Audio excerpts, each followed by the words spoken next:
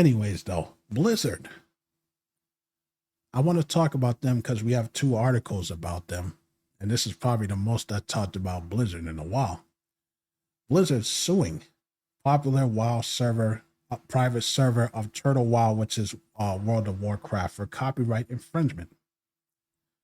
Turtle WoW servers strike a balance that thousands of World of Warcraft players have come to enjoy, providing a fan-made expansion story for World of Warcraft Vanilla.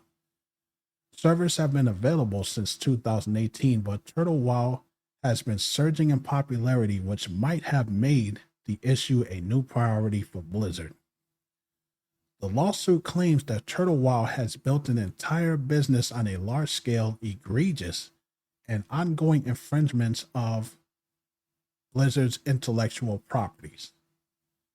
Blizzard cites the players' abilities to access servers without processing a licensed copy of the game, creating and maintaining an account, or paying subscription fees. In turn, these servers introduce security risk fragments of the WoW player communities and create confusion as to what are official supported versions of the WoW video games. So there's a lot going on here. If these guys indeed are turning a profit illegally with Blizzard's IP, then they absolutely have the right to be sued and shut down. Like, Blizzard should be suing them and taking action. But if it's free, like a lot of modders like to do, they like to mod games like Super Metroid and Super Mario World and all that stuff. If it's just free and the fans are just having fun, I don't see what the big deal is. Popularity doesn't mean they're making money off your stuff. So I will put that there. It's just a popular thing. There's a lot of popular mods out there that a lot of fans play, but the creator doesn't make any money. But if they are, take action and do what you got to do. The fact that you do have players getting accesses to accounts that they don't have a legal copy of the game, and they can create and maintain accounts without paying the subscription fee, that's downright wrong. They need to be shut down for that. So that's what I got to say about that. On another front, on the Diablo side of Blizzard, Diablo developers vote to unionize at Blizzard, which is a good thing.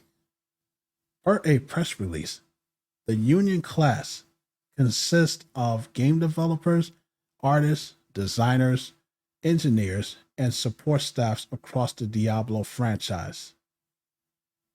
A group of 450 developers at Game Diablo at Blizzard have voted in favor of a unionization with Communications Workers of America, CWA.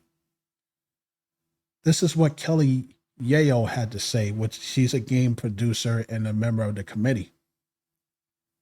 With every subsequent round of mass layoffs I've witnessed, the dread in my coworkers grows stronger because it feels like no amount of hard work is enough to protect us. I am overjoyed that we have formed a union. This is just the first step for us, joining a movement spreading across an industry that is tired of living in fear. We are ready to begin fighting for a real change alongside our Diablo colleagues.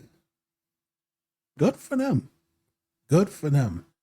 I absolutely agree with them because you need to protect your job. You need to protect your benefits. A lot of these people, as I mentioned before, Microsoft laid off 9,100 people. One of the biggest mass layoffs in the history of video gaming. So to have these unions in place protects their job, gives them job security, and keeps their benefits. A lot of these people have families. A lot of these people have been cut and not given any reason why they were cut. And nobody should ever be treated like that, especially if they work hard for you. Like, they deserve enough respect.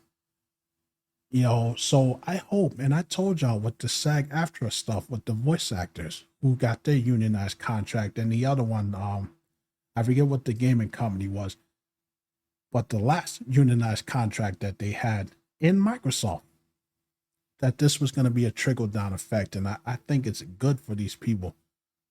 Good for these people. And I hope that it keeps going.